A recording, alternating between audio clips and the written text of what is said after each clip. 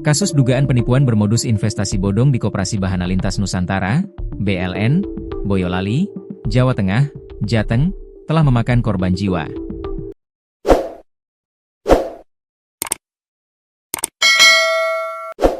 Salah seorang nasabah Haris Carmadi, mengaku mendapatkan kabar dari teman di Solo, Jateng, bahwa suaminya meninggal karena kepikiran uang yang tak kunjung kembali setelah disetorkan ke Koperasi BLN.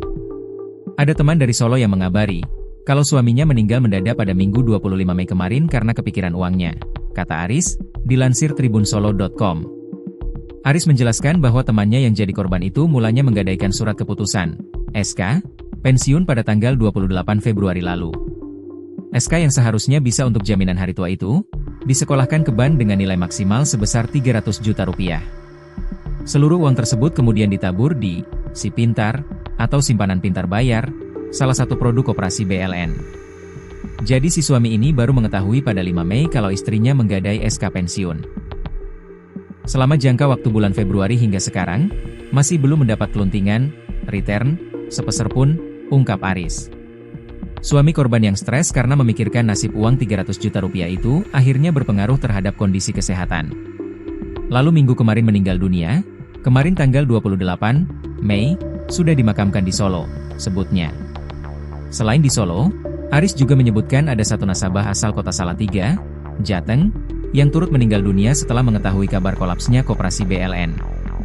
Yang dari Salatiga itu Bapak Ontoro Jaya Saputra. Beliau meninggal tadi pagi Jumat 30 Mei pukul 5.35 WIB.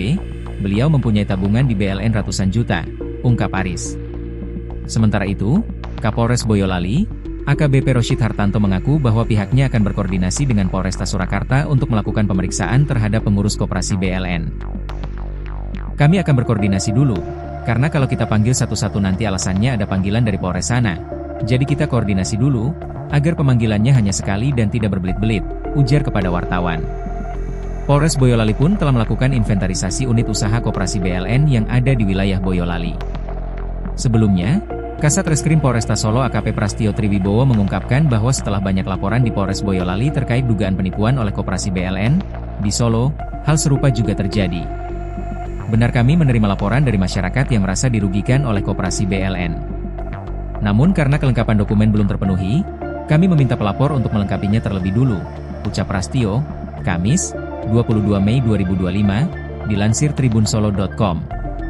Prastio lantas berencana membuka posko pengaduan lantaran bertambahnya masyarakat yang datang dan mengakui menjadi korban dari tawaran Koperasi BLN. Kami akan membuka posko pengaduan di Polresta Surakarta bagi masyarakat yang merasa menjadi korban. Ini menjadi atensi serius, mengingat jumlah korban yang mulai banyak dan potensi kerugian yang tidak sedikit, jelasnya.